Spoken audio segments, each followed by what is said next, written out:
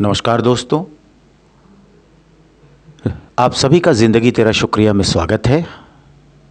मैं प्रदीप कुमार सिंह आज एक बहुत बड़ी समस्या को एक कहानी के रूप में आप लोगों के सामने लेकर उपस्थित हुआ हूं, जिसका शीर्षक है तलाक। हुआ यूं कि पति पत्नी ने आपस में थोड़ी सी झड़प की और उसके बाद पत्नी पत्नी को किसी बात पर 3 थप्पड़ जड़ दिए। पत्नी ने इसके जवाब में अपना सैंडल पति की तरफ फेंका। सैंडल का एक सिरा पति के सिर को छूता हुआ निकल गया।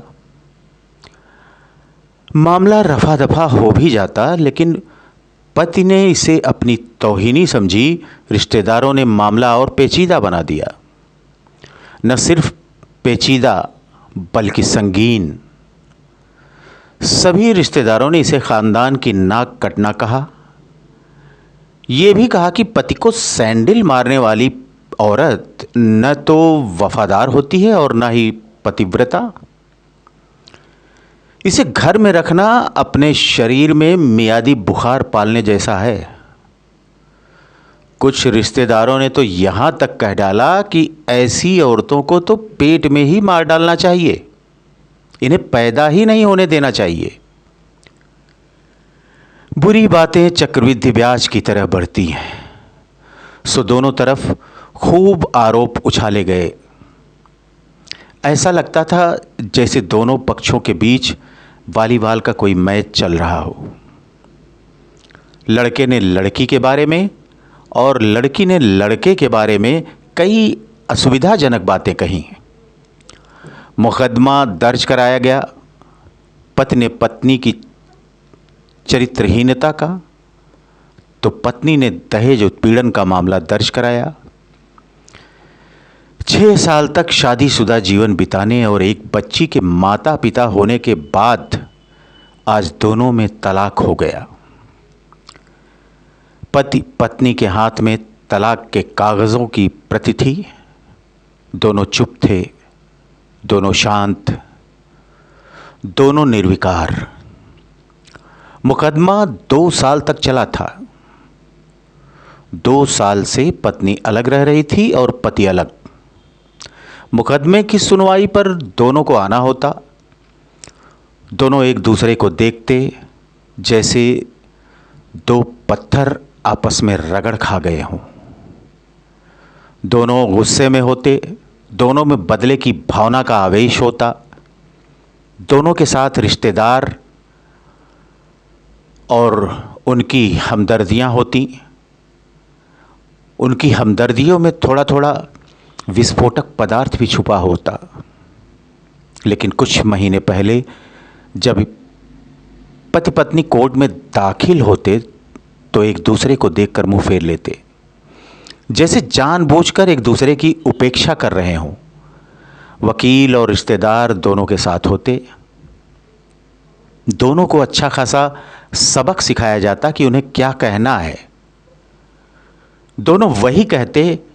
कई बार दोनों के वक्तव्य बदलने लगते, वो फिर संभाल जाते। अंत में वही हुआ जो सब चाहते थे, यानी तलाक।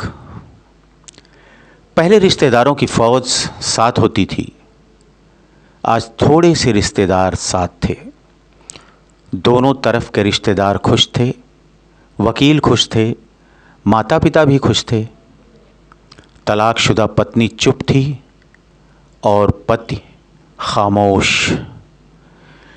ये महज इत्तेफाक ही था कि दोनों पक्षों के रिश्तेदार एक ही टी स्टॉल पर बैठे, कोल्ड ड्रिंक्स का सहारा लिया। यह भी महज एक इत्तेफाक ही था कि तलाकशुदा पति पत्नी एक ही मेज के आमने सामने जा बैठे। लड़की की बेंच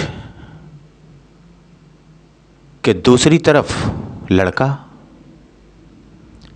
कांग्रेचुलेशंस, आप जो चाहते थे वही हुआ, स्त्री ने कहा।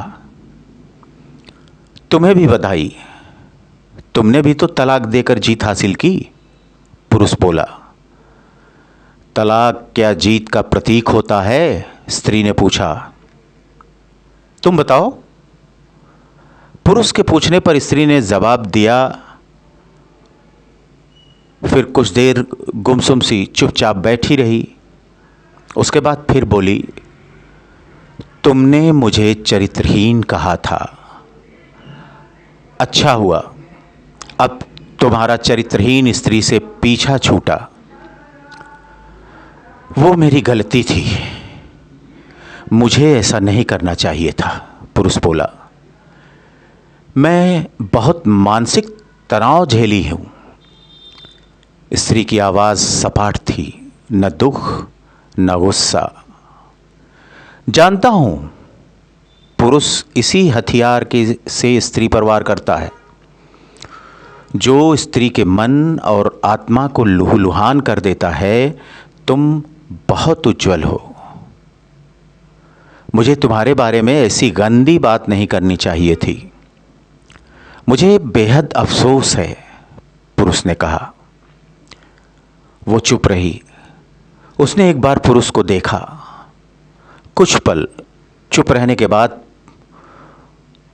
पुरुष ने गहरी सांस ली और कहा, तुमने भी तो मुझे दहेज का लोभी कहा था। गलत कहा था। उसकी तरफ देखती हुई बोली। कुछ देर चुप रही, फिर बोली, मैं कोई और आरोप लगाती, लेकिन मैं नहीं। प्लास्टिक के कप में चाय आ गई। स्त्री ने चाय उठाई, जरा चाय सी छलकी। गर्म चाय स्त्री के हाथ पर गिरी। सी की आवाज निकली। पुरुष के गले में उसी क्षण ओह की आवाज निकली। स्त्री ने पुरुष को देखा, पुरुष ने स्त्री को। दोनों एक दूसरे को देखे जा रहे थे। तुम्हारा कमर दर्द कैसा है?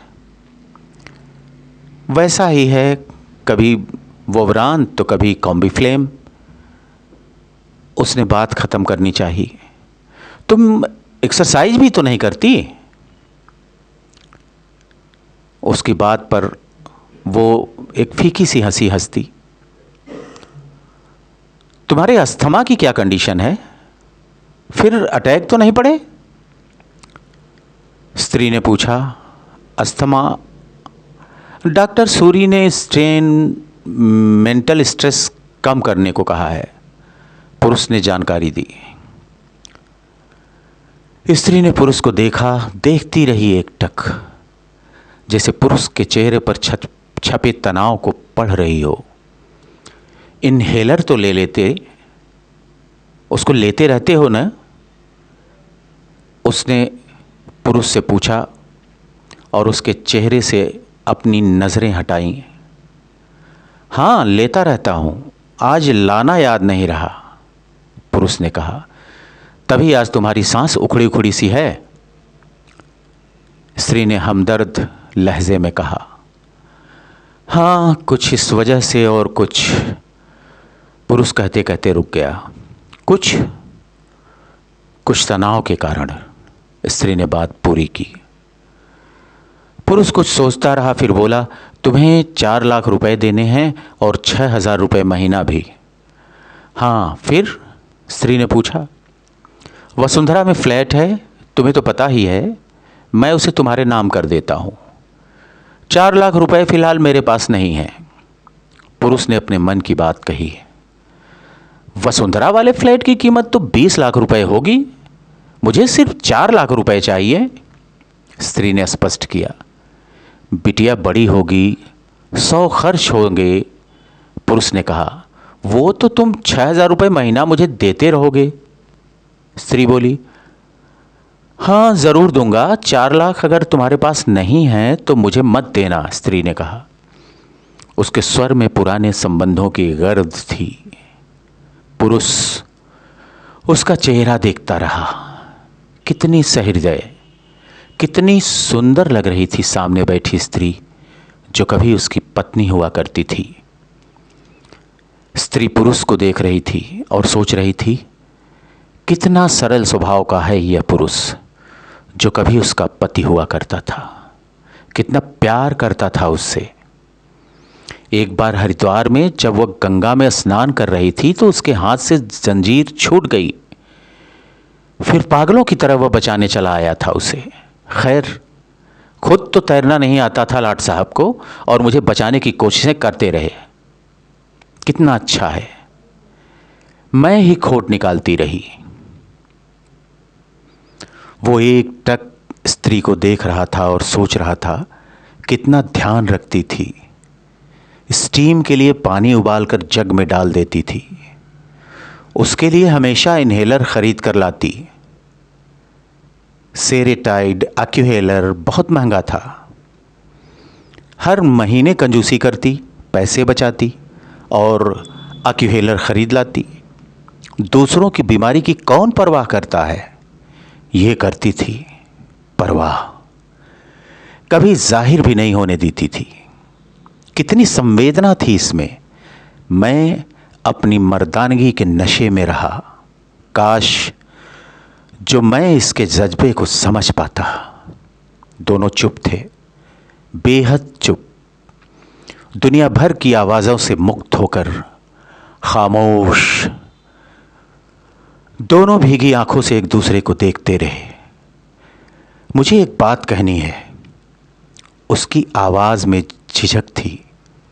कहो, स्त्री ने सजल आंखों से उसे देखा। डरता हूं, पुरुष ने कहा। डरो मत, हो सकता है तुम्हारी बात मेरे मन की बात हो। स्त्री ने कहा, तुम बहुत याद आती रहती हो। पुरुष बोला, तुम भी। स्त्री ने कहा, मैं तुम्हें अब भी प्रेम करता हूं। मैं भी। दोनों की आंखें कुछ ज़्यादा ही सजल हो गई थीं। दोनों की आवाज़ जज्बाती और चेहरे मासूम। क्या हम दोनों जीवन को नया मोड़ नहीं दे सकते? पुरुष ने पूछा। कौन सा मोड़? हम फिर से साथ साथ रहने लगे, एक साथ, पति पत्नी बनकर, बहुत अच्छे दोस्त बनकर। ये पेपर? स्त्री ने पूछा। फाड़ देते हैं, उसने कहा और अपने हाथ से तलाक के कागजात फाड़ दिए। फिर स्त्री ने भी वही किया। दोनों उठ खड़े हुए, एक दूसरे के हाथ में हाथ डालकर मुस्कुराए। दोनों पक्षों के रिश्तेदार हैरान परेशान थे। दोनों पति पत्नी हाथ में हाथ डाले घर की तरफ चले गए। घर जो सिर्फ और सिर्फ पति पत्नी का था। पति पत्नी में प्यार और तकरार एक ही सिक्के के दो पहलू हैं। ज़रा सी बात पर कोई ऐसा फैसला न लें कि आपको ज़िंदगी भर अफसोस हो और पछताना पड़े। तो दोस्तों, कैसी लगी आज की कहानी? यदि कहानी अच्छी लगी हो तो प्लीज़ इस समस्या के बारे में ज़रूर ध्यान दीजिएगा। आप स्वयं अपने दोस्तों, अपने चाहने वालों को मेरी इस कहानी को संदेश के रूप में अवश्य प्रेषित करिएगा, भेजिएगा। ज़्यादा से ज़्यादा लोगों तक मेरी इस कहानी को पहुंचाने की कोशिश करिएगा। लाइक करिएगा, सब्सक्राइब करिएगा और अपने विचार हमें अवश्य भेजिएगा। आज की कहानी में बस इतना ही। फिर मुलाकात होगी किसी अच्छी उद्देश्यपरक कहानी के साथ। तब तक के लिए धन्यवाद।